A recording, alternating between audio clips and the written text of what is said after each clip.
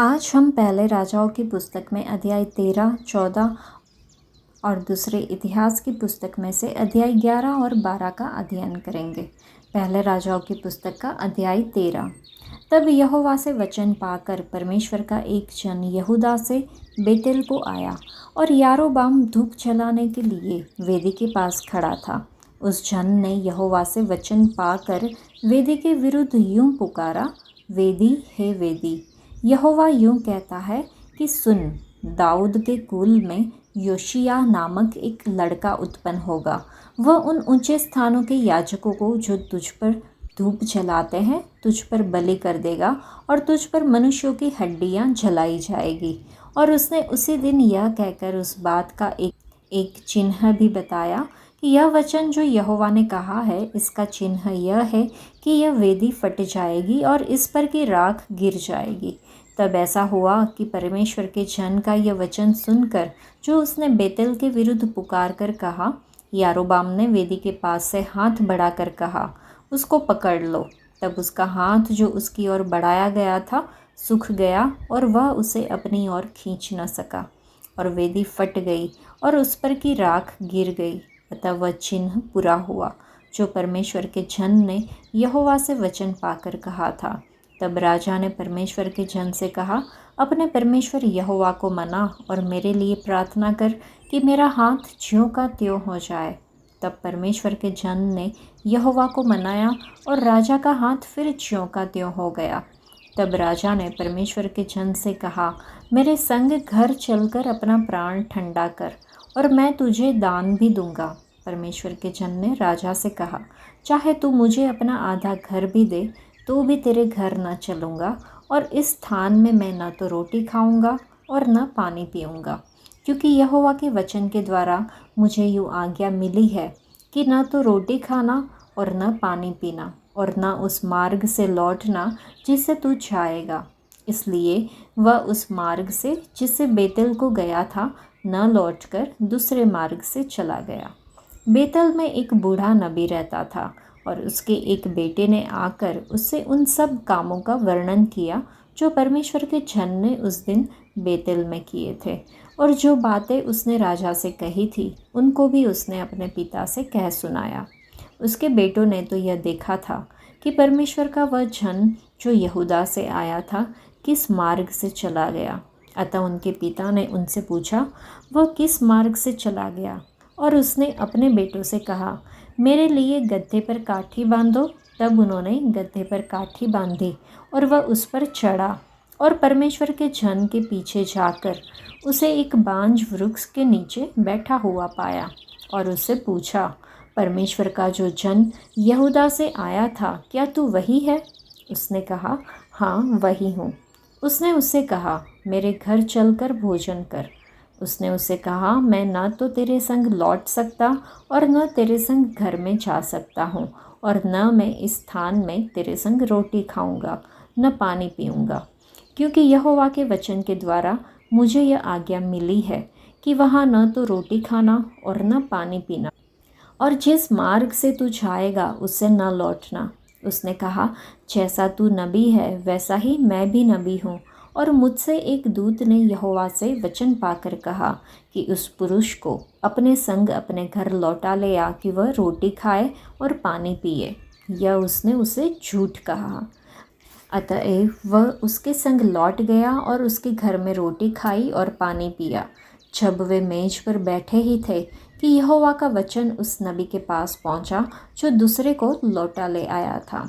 उसने परमेश्वर के उस जन को जो यहूदा से आया था पुकार के कहा, यहोवा यूं कहता है, इसलिए कि तूने यहोवा का वचन न माना और जो आज्ञा तेरे परमेश्वर यहोवा ने तुझे दी थी उसे भी नहीं माना, परंतु जिस स्थान के विषय उसने तुझसे कहा था उसमें न तो रोटी खाना और न पानी पीना, उसी में तूने लौट कर रोटी खाई और पानी भी पिया है। इस कारण तुझे अपने पुरखाओं के कब्रिस्तान में मिट्टी नहीं दी जाएगी। जब वह खा पी चुका तब उसने परमेश्वर के उस जन के लिए जिसको वह लौटा ले आया था गड्ढे पर काठी बंधाई। जब वह मार्ग में चल रहा था तो एक सिंह उसे मिला और उसको मार डाला और उसका शव मार्ग पर पड़ा रहा। और गद्दा उसके पास खड़ा रहा और सिंह भी शव के पास खड़ा रहा। जो लोग उधर से चले आ रहे थे उन्होंने यह देखकर कि मार्ग पर एक शव पड़ा है और उसके पास सिंह खड़ा है, उस नगर में जाकर जहाँ वह बूढ़ा नबी रहता था यह समाचार सुनाया। यह सुनकर उस नबी ने, जो उसको मार्ग पर से लौटा ले आया था, कहा, परमेश्वर का वही जन होगा जिसने यहोवा के वचन के विरुद्ध किया था। इस कारण यहोवा ने उसको सिंह के पंजे में पड़ने दिया और यहोवा के उस वचन के अनुसार जो उसने उससे कहा था, सिंह ने उसे फाड़कर मार डाला होगा। तब उसने अपने बेटों से कहा, मेरे लिए गड्ढे पर काठी बांधो। जब उन्होंने काठी बांधी तब उसने झाँककर उस जन का शव मार्ग पर पड़ा हुआ और गद्दे और सिंह दोनों को शव के पास खड़े हुए पाया, और यह भी कि सिंह ने न तो शव को खाया और न गद्दे को फाड़ा है। तब उस बूढ़े नबी ने परमेश्वर के जन का शव उठाकर गद्दे पर लाद दिया और उसके लिए छाती पीटने लगा और उससे मिट्टी देने को अपने नगर में लौटा ले गया। और उसने उसके शव को अपने कब्रिस्तान में रखा और लोग, हाय मेरे भाई, यह कहकर छाती पीटने लगे। फिर उसे मिट्टी देकर उसने अपने बेटों से कहा, जब मैं मर जाऊंगा तब मुझे इसी कब्रिस्तान में रखना जिसमें परमेश्वर का यह जन रखा गया है, और मेरी हड्डियां उसी की हड्डियों के पास रख देना, क्योंकि जो वचन उसने यहोवा से पाकर बेतेल की वेदी और शोम्रोन के नगरों के सब ऊंचे स्थानों के भवनों के विरुद्ध पुकार के कहा है वह निश्चय पूरा हो जाएगा। इसके बाद यारोबाम अपनी बुरी चाल से न फिरा। उसने फिर सब प्रकार के लोगों में से ऊंचे स्थानों के याजक बनाए, वरन जो कोई चाहता था उसका संस्कार करके वह उसको ऊंचे स्थानों का याजक होने को ठहरा देता है। यह बात यारोबाम के घराने का पाप ठहरी, इस कारण उसका विनाश हुआ और वह धरती पर से नष्ट किया गया। अध्याय 14। उस समय यारोबाम का बेटा अबीहा रोगी हुआ। तब यारोबाम ने अपनी स्त्री से कहा, ऐसा भेष बना कि कोई तुझे पहचान न सके कि यह यारोबाम की स्त्री है, और शीलो को चली जा। वहाँ अहिय्याह नबी रहता है, जिसने मुझसे कहा था तू इस प्रजा का राजा हो जाएगा। उसके पास तू 10 रोटी और टिकिया और एक कुप्पी मधु लिए हुए जा, और वह तुझे बताएगा कि लड़के का क्या होगा। यारोबाम की स्त्री ने वैसा ही किया और चलकर शीलो को पहुँची और अहिय्याह के घर पर आई। अहिय्याह को तो कुछ सूझना पड़ता था, क्योंकि बुढ़ापे के कारण उसकी आंखें धुंधली पड़ गई थी। और यहोवा ने अहिय्याह से कहा, सुन, यारोबाम की स्त्री तुझसे अपने बेटे के विषय में, जो रोगी है, कुछ पूछने को आती है। तू उससे ये बातें कहना, वह तो आकर अपने को दूसरी औरत बनाएगी। जब अहिय्याह ने द्वार में आते हुए उसके पाँव की आहट सुनी तब कहा, हे यारोबाम की स्त्री, भीतर आ। तू अपने को क्यों दूसरी स्त्री बनाती है? मुझे तेरे लिए भारी संदेशा मिला है। तू जाकर यारोबाम से कह कि इस्राएल का परमेश्वर यहोवा तुझसे यूँ कहता है, मैंने तो तुझको प्रजा में से बढ़ाकर अपनी प्रजा इस्राएल पर प्रधान किया और दाऊद के घराने से राज्य छीनकर तुझको दिया, परंतु तू मेरे दास दाऊद के समान न हुआ, जो मेरी आज्ञाओं को मानता और अपने पूर्ण मन से मेरे पीछे पीछे चलता और केवल वही करता था जो मेरी दृष्टि में ठीक है। तूने उन सबों से बढ़कर जो तुझसे पहले थे बुराई की है और जाकर पराये देवता की उपासना की और मूरतें ढालकर बनाई, जिससे मुझे क्रोधित कर दिया और मुझे तो पीठ के पीछे फेंक दिया है। इस कारण मैं यारोबाम के घराने पर विपत्ति डालूंगा, वरन मैं यारोबाम के कुल में से हर एक लड़के को, और क्या बंदी क्या स्वाधीन, इस्राएल के मध्य हर एक रहने वाले को भी नष्ट कर डालूंगा। और जैसा कोई गोबर को तब तक उठाता रहता है जब तक वह सब उठा नहीं लिया जाता, वैसे ही मैं यारोबाम के घराने की सफाई कर दूंगा। यारोबाम के घराने का जो कोई नगर में मर जाए उसको कुत्ते खाएंगे, और जो मैदान में मरे उसको आकाश के पक्षी खा जाएंगे, क्योंकि यहोवा ने यह कहा है। इसलिए तू उठ और अपने घर जा, और नगर के भीतर तेरे पाँव पड़ते ही वह बालक मर जाएगा। उसे तो समस्त इस्राएली छाती पीट कर मिट्टी देंगे। यारोबाम की संतानों में से केवल उसी को कब्र मिलेगी, क्योंकि यारोबाम के घराने में से उसी में कुछ पाया जाता है जो यहोवा इस्राएल के प्रभु की दृष्टि में भला है। फिर यहोवा इस्राएल के लिए एक ऐसा राजा खड़ा करेगा जो उसी दिन यारोबाम के घराने को नष्ट कर डालेगा। परंतु कब?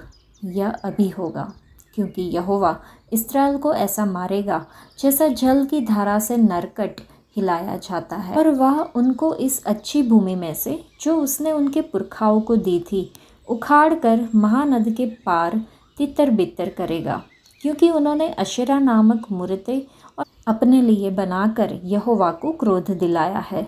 और उन पापों के कारण जो यारोबाम ने किए और इस्राएल से कराए थे, यहोवा इस्राएल को त्याग देगा। तब यारोबाम की स्त्री विदा होकर चली और तिर्जा को आई, और वह भवन की डेवढ़ी पर जैसे ही पहुंची कि वह बालक मर गया। तब यहोवा के वचन के अनुसार जो उसने अपने दास अहिय्याह नबी से कहलाया था, समस्त इस्राएल ने उसको मिट्टी देकर उसके लिए शोक मनाया।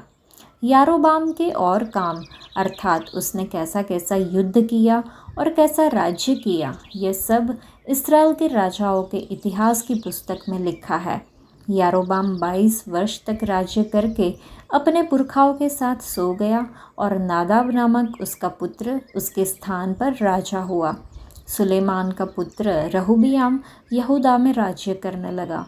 रहूबियाम 41 वर्ष का होकर राज्य करने लगा, और यरूशलेम, जिसको यहोवा ने सारे इस्राएली गोत्रों में से अपना नाम रखने के लिए चुन लिया था, उस नगर में वह 17 वर्ष तक राज्य करता रहा।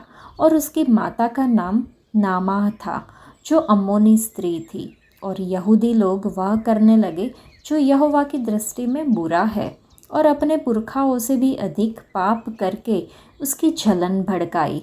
उन्होंने तो सब ऊंचे टीलों पर और सब हरे वृक्षों के नीचे ऊंचे स्थान और लाठे और अशेरा नामक मूर्तें बना दी। और उनके देश में पुरुषगामी भी थे। वे उन जातियों के से सब घिनौने काम करते थे जिन्हें यहोवा ने इस्राएलियों के सामने से निकाल दिया था।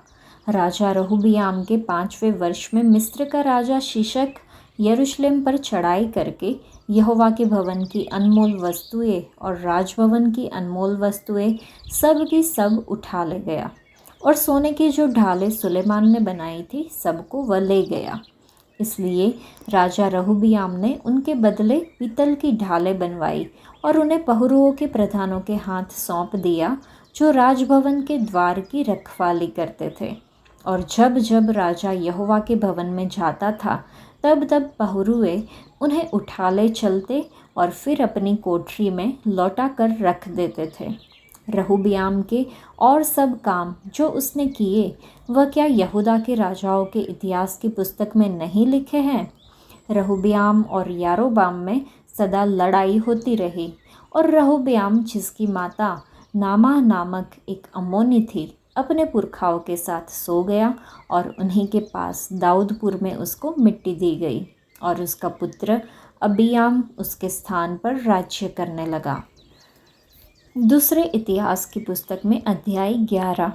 जब रहूबियाम यरूशलेम को आया, तब उसने यहूदा और बिन्यामीन के घराने को, जो मिलकर 1,80,000 अच्छे योद्धा थे, इकट्ठा किया कि इस्राएल के साथ युद्ध करे, जिससे राज्य रहूबियाम के वश में फिर आ जाए। तब यहोवा का यह वचन परमेश्वर के भक्त शमायाह के पास पहुंचा, यहूदा के राजा सुलेमान के पुत्र रहूबियाम से, और यहूदा और बिन्यामीन के सब इस्राएलियों से कह, यहोवा यूँ कहता है कि अपने भाइयों पर चढ़ाई करके युद्ध न करो, तुम अपने अपने घर लौट जाओ, क्योंकि यह बात मेरी ही ओर से हुई है। यहोवा के ये वचन मानकर वे यारोबाम पर बिना चढ़ाई किए लौट गए। रहूबियाम यरूशलेम में रहने लगा, और यहूदा में बचाव के लिए ये नगर दृढ़ किए, अर्थात बेतलहम, एताम, तकोवा, बेतसुर, सोको, अदुल्लाम, गत, मारेशा, जीप, अदोरेम, लाकिश, अजेका, सोरा, अय्यालोन और हेब्रोन, जो यहूदा और बिन्यामीन में है दृढ़ किया। उसने दृढ़ नगरों को और भी दृढ़ करके उनमें प्रधान ठहराए और भोजन वस्तु और तेल और दाख मधु के भंडार रखवा दिए। फिर एक एक नगर में उसने ढाले और भाले रखवा कर उनको अत्यंत दृढ़ कर दिया। यहूदा और बिन्यामीन तो उसके अधिकार में थे। सारे इस्राएल के याजक और लेवीय भी अपने सारे देश से उठकर उसके पास गए। यूँ लेवीय अपनी चराइयों और नीच भूमि को छोड़कर यहूदा और यरूशलेम में आए, क्योंकि यारोबाम और उसके पुत्रों ने उनको निकाल दिया था कि वे यहोवा के लिए याजक का काम ना करें। और उसने ऊंचे स्थानों और बकरा देवताओं और अपने बनाए हुए बछड़ों के लिए अपनी ओर से याजक ठहरा लिए। लेवियों के बाद इस्राएल के सब गोत्रों में से जितने मन लगाकर इस्राएल के परमेश्वर यहोवा के खोजी थे, वे अपने पितरों के परमेश्वर यहोवा को बलि चढ़ाने के लिए यरूशलेम को आए। उन्होंने यहूदा का राज्य स्थिर किया और सुलेमान के पुत्र रहूबियाम को 3 वर्ष तक दृढ़ कराया, क्योंकि 3 वर्ष तक वे दाऊद और सुलेमान की लिक पर चलते रहे। रहूबियाम ने एक स्त्री से विवाह कर लिया, अर्थात महलत से, जिसका पिता दाऊद का पुत्र यरीमोत और माता यिशै के पुत्र एलियाब की बेटी अबीहैल थी। उससे यूश, शमरिया और जाहम नामक पुत्र उत्पन्न हुए। उसके बाद उसने अबशालोम की बेटी माका से विवाह कर लिया और उससे अबिया, अते, जीजा और शलोमित उत्पन्न हुए। रहूबियाम ने 18 रानियां ब्याह ली और 60 रखेलियां रखी, और उसके 28 बेटे और 60 बेटियां उत्पन्न हुई। अबशालोम की बेटी माका से वह अपनी सब रानियों और रखेलियों से अधिक प्रेम रखता था। रहूबियाम ने माका के बेटे अबिय्याह को मुख्य और सब भाइयों में प्रधान इस विचार से ठहरा दिया कि उसे राजा बनाए। उसने समझ बूझ कर काम किया और उसने अपने सब पुत्रों को अलग अलग करके यहूदा और बिन्यामीन के सब देशों के सब गढ़ वाले नगरों में ठहरा दिया, और उन्हें भोजन वस्तु बहुतायत से दी और उनके लिए बहुत सी स्त्रियां ढूंढी। दूसरे इतिहास की पुस्तक में अध्याय 12। परंतु जब रहूबियाम का राज्य दृढ़ हो गया और वह आप स्थिर हो गया, तब उसने और उसके साथ सारे इस्राएल ने यहोवा की व्यवस्था को त्याग दिया। उन्होंने जो यहोवा से विश्वासघात किया, इस कारण राजा रहूबियाम के 5वें वर्ष में मिस्र के राजा शीशक ने 1200 रथ और 60,000 सवार लिए हुए यरूशलेम पर चढ़ाई की, और जो लोग उसके संग मिस्र से आए, अर्थात लुब्बी, सुक्की, कुशी, ये अनगिनत थे। उसने यहूदा के गढ़ वाले नगरों को ले लिया और यरूशलेम तक आया। तब शमाया नबी रहूबियाम और यहूदा के हाकिमों के पास, जो शीशक के डर के मारे यरूशलेम में इकट्ठा हुए थे, आकर कहने लगा, यहोवा यूँ कहता है कि तुमने मुझको छोड़ दिया है, इसलिए मैंने तुमको छोड़कर शीशक के हाथ में कर दिया है। तब इस्राएल के हाकिम और राजा दीन हो गए और कहा, यहोवा धर्मी है। जब यहोवा ने देखा कि वे दीन हुए हैं, तब यहोवा का यह वचन शमाया के पास पहुंचा, वे दीन हो गए हैं, मैं उनको नष्ट ना करूंगा, मैं उनका कुछ बचाव करूंगा, और मेरी जलजलाहट शीशक के द्वारा यरूशलेम पर न भड़केगी, तो भी वे उसके अधीन रहेंगे, ताकि वे मेरी और देश देश के राज्यों की सेवा में अंतर को जान लें। तब मिस्र का राजा शीशक यरूशलेम पर चढ़ाई करके यहोवा के भवन की अनमोल वस्तुएं और राजभवन की अनमोल वस्तुएं उठा ले गया। वह सब कुछ उठा ले गया, और सोने की जो ढालें सुलेमान ने बनाई थी, उनको भी वह ले गया। तब राजा रहूबियाम ने उनके बदले पीतल की ढालें बनवाई और उन्हें पहरुओं के प्रधानों के हाथ सौंप दिया, जो राजभवन के द्वार की रखवाली करते थे। जब जब राजा यहोवा के भवन में जाता, तब तब पहरुए आकर उन्हें उठा ले चलते और फिर पहरुओं की कोठरी में लौटाकर रख देते थे। जब रहूबियाम दीन हुआ, तब यहोवा का क्रोध उस पर से उतर गया और उसने उसका पूरा विनाश न किया, और यहूदा की दशा कुछ अच्छी भी थी। अतः राजा रहोबियाम यरूशलेम में दृढ़ होकर राज्य करता रहा। जब रहोबियाम राज्य करने लगा तब 41 वर्ष की आयु का था और यरूशलेम में अर्थात उस नगर में जिसे यहोवा ने अपना नाम बनाए रखने के लिए इस्राएल के सारे गोत्र में से चुन लिया था, 17 वर्ष तक राज्य करता रहा। उसकी माता का नाम नामा था जो अम्मोनी स्त्री थी। उसने वह कार्य किया जो बुरा है, अर्थात उसने अपने मन को यहोवा की खोज में न लगाया।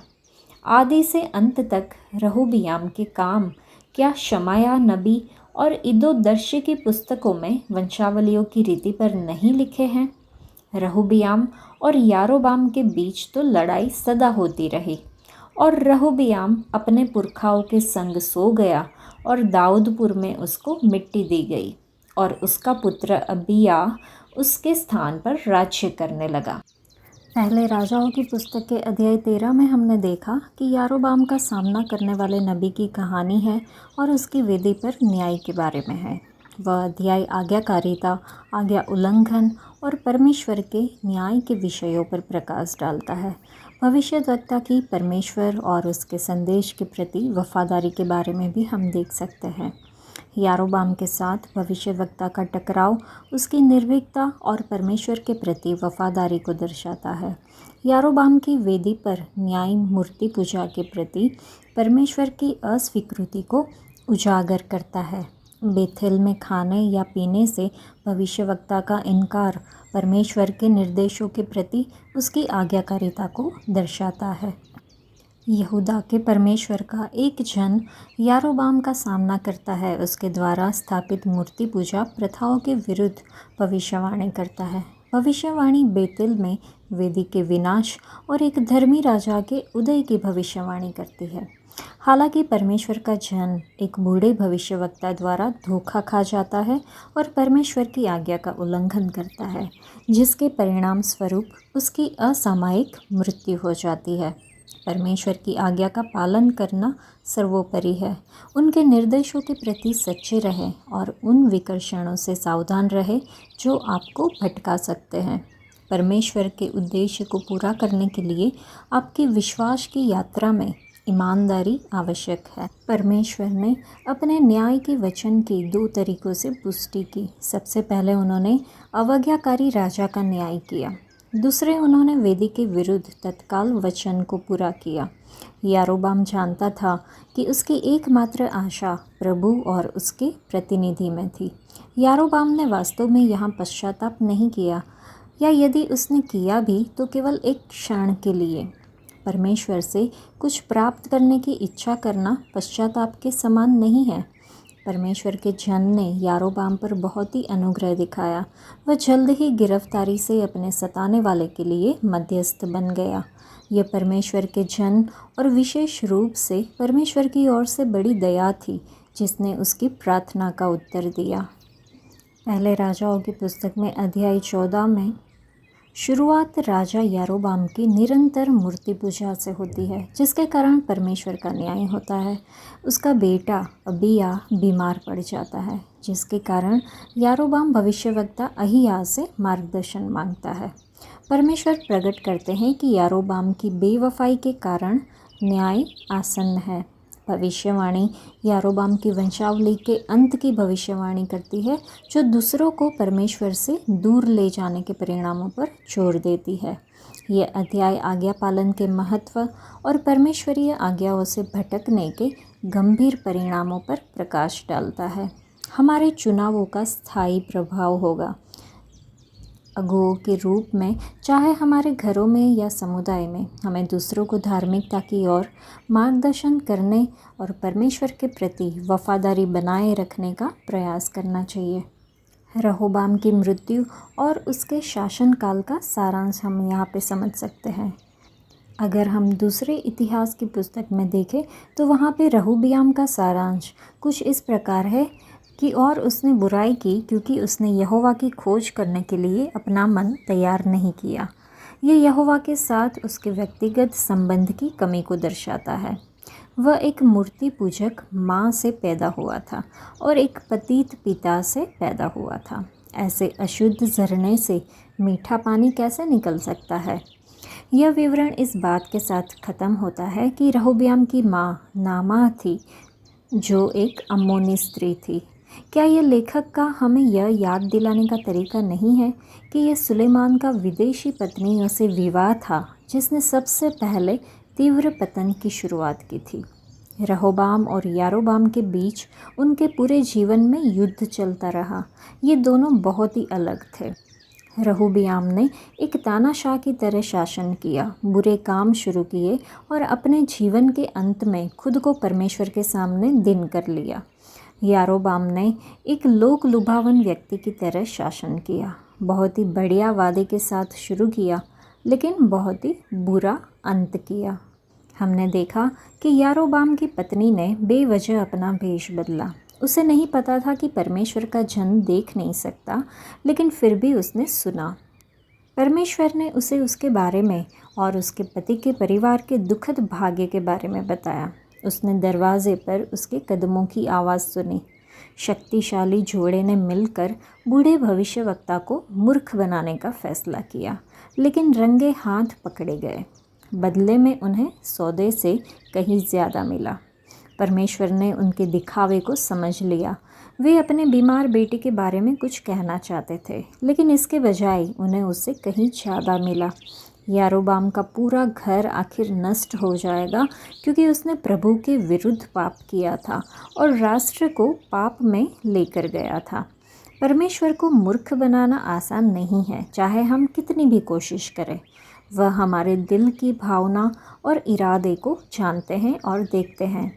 बेहतर है कि हम जैसे हैं वैसे ही उनके सामने आए, खुद को नम्र बनाएं, पश्चाताप करें और अपने पापों को स्वीकार करें तथा पूरे दिल से उनका अनुसरण करें। दूसरे इतिहास की पुस्तक में भी अध्याय 11 में हमने देखा कि रहोबियाम का शासनकाल। राजा सुलेमान के पुत्र रहोबियाम को एहसास हुआ कि इस्राएल से अलग हुए गोत्रों ने यारोबाम के अधीन होकर उसके विरुद्ध विद्रोह कर दिया है और रहोबियाम ने उनके विरुद्ध युद्ध की तैयारी की। परमेश्वर के जन शमायाह ने उसे रोका और उसे परमेश्वर की सलाह दी। रहोबियाम यरूशलेम में रहने लगा और यहूदा में बचाव के लिए नगर दृढ़ किया। उसने दृढ़ नगरों को और भी दृढ़ करके उनमें प्रधान ठहराए और भोजन वस्तु और तेल और दाख मधु के भंडार रखवा दिए। रहोबियाम ने किलेबंद शहरों की एक श्रृंखला बनाकर अपने राज्य को मजबूत करने की कोशिश करी। यहाँ सूचीबद्ध 15 शहर यहूदा की दक्षिणी और पश्चिमी सीमाओं की ओर थे और संभवतः मिस्र से खतरे के कारण उन्हें बनाया गया था। उसने इन स्थानों को किलेबंद किया ताकि वे घेराबंदी को सहन कर सके और वहाँ खाद्य भंडार के साथ हथियार भी रखे।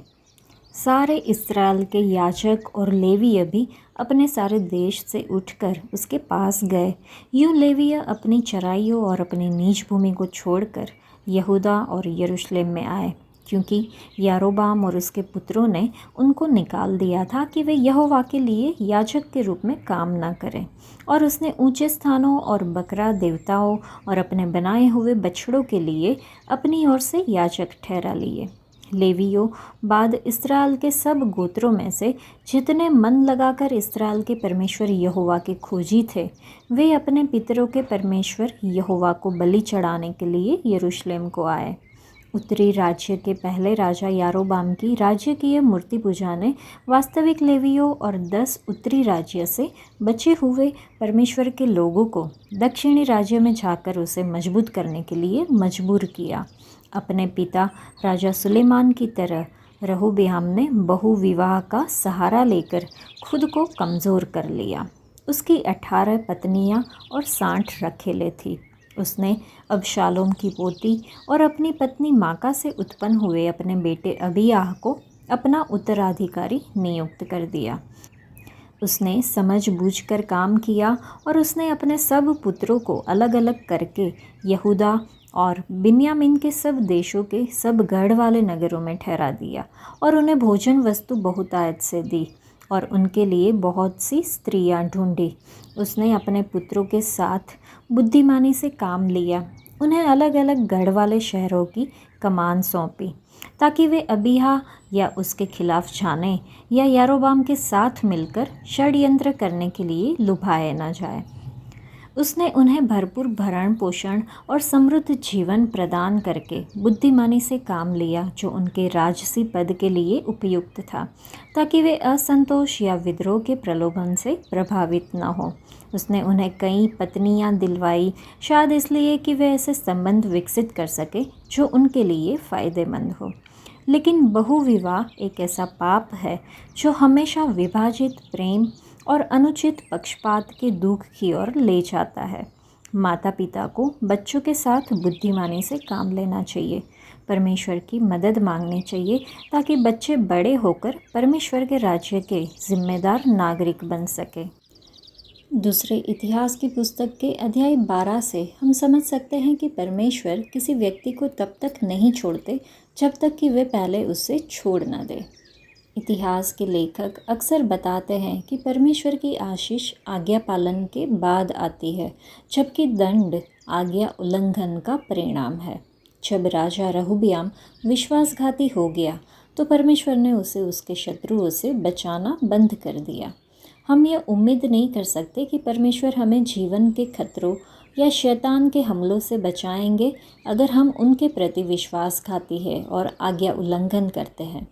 परमेश्वर की सुरक्षा की सामर्थ्य हमें केवल मसीह में सक्रिय विश्वास के माध्यम से मिलती है, एक ऐसा विश्वास जो खुद को परमेश्वर को सौंपता है और उनकी योजनाओं का पालन करने के लिए पूरे दिल से वचनबद्ध होता है। क्योंकि वचन में भी लिखा है कि जब तक तुम यहोवा के संग रहोगे तब तक वह तुम्हारे संग रहेगा। परमेश्वर किसी को तब तक नहीं छोड़ता जब तक कि वह पहले परमेश्वर को छोड़ ना दे। अगर हम दानियल के बारे में सोचें, जो अभी भी अपनी किशोरावस्था में था, बेबीलोन की कैद में ले जाया गया और उस मूर्ति पूजक संस्कृति में सभी बुराइयों के संपर्क में आया, फिर भी उसने दबाव और प्रलोभनों के बावजूद परमेश्वर के नियमों का उल्लंघन नहीं किया। इसका कारण एक विशिष्ट उदाहरण से स्पष्ट होता है जो उसके पूरे लंबे जीवन जीने के तरीके का विशिष्ट था। दानियल ने अपने मन में ठान लिया कि वह राजा का भोजन खाकर और उसके पीने का दाख मधु पीकर अपवित्र न होगा। मसीही होने के नाते दानियल जैसे पुराने नियम के विश्वासियों की तुलना में हमारे पास दिल से निर्णय लेने में एक अद्भुत लाभ है। इफिसियों के लिए पौलुस की प्रार्थना में हम देखें तो उसने पवित्र आत्मा के माध्यम से मसीह की अंतर्निहित उपस्थिति का उल्लेख किया, जो हमें परमेश्वर की इच्छा के अनुरूप हृदय से निर्णय लेने की सामर्थ्य प्रदान करता है। आज विश्वासियों के रूप में हम ऐसे युग में जी रहे हैं जब आराधना के लिए स्थान का प्रश्न विवादास्पद हो गया है, क्योंकि सभी उपासक अब मसीह की मृत्यु और पुनरुत्थान के परिणाम स्वरूप आत्मा और सच्चाई में आराधना करते हैं। और दूसरे इतिहास की पुस्तक के अध्याय 12 में हमने देखा कि रहोबियाम का शासन एक परेशान करने वाला मोड़ लेता है, क्योंकि वह और यहूदा के लोग यहोवा को छोड़ देते हैं, जिससे यह उन्हें मूर्ति पूजा और पाप की ओर ले जाते हैं। और परिणाम स्वरूप परमेश्वर मिस्र के फ़िरौन शिशक को यरूशलेम पर आक्रमण करने और लूटने की अनुमति देते हैं। फिर भी जब रहोबियाम खुद को नम्र करता है और परमेश्वर की खोज करता है तो परमेश्वर दया के साथ प्रतिक्रिया देते हैं, यरूशलेम को पूर्ण विनाश से बचाते हैं। यह अध्याय परमेश्वर से दूर जाने के परिणाम और पश्चाताप करने वालों को क्षमा करने के लिए परमेश्वर की तत्परता की हमें याद दिलाता है। सच्ची विनम्रता और पश्चाताप से बहाली हो सकती है, चाहे हम कितने भी दूर क्यों न चले जाएं। जब चीज़ें अच्छी चल रही होती है तो घमंडी हो जाना और परमेश्वर पर अपनी निर्भरता को भूल जाना आसान होता है। मनुष्य होने के नाते हम मुश्किल समय में परमेश्वर पर भरोसा करने की प्रवृत्ति रखते हैं, लेकिन जब चीज़ें सुचारू रूप से चल रही होती है तो उसे भूल जाते हैं। तो चलिए हम अपने दिलों को उन प्रभावों से बचाने में सतर्क रहे जो हमें हमारे जीवन के लिए परमेश्वर के उद्देश्य से दूर ले जाते हैं। अगर हम प्रभु की खोज को प्राथमिकता देते हैं तो हम पाप से सुरक्षित रहेंगे और हमारा विश्वास बढ़ेगा। हम अपने जीवन में परमेश्वर की आशीषों का भी अनुभव करेंगे। कोई भी व्यक्ति एक ही समय में मनुष्य और परमेश्वर की सेवा नहीं कर सकता। यदि हमें आराम क्षेत्र को छोड़कर अपने सारे दिल और मन से प्रभु से प्रेम करना और उनकी सेवा करनी है, तो हमें इन लेवियों और याजकों की तरह अपनी पूरी सामर्थ्य से ऐसा करना होगा। इसके लिए हमें बस एक विनम्र हृदय की आवश्यकता है। आज के लिए इतना ही। परमेश्वर आप सबको आशीष दे। धन्यवाद।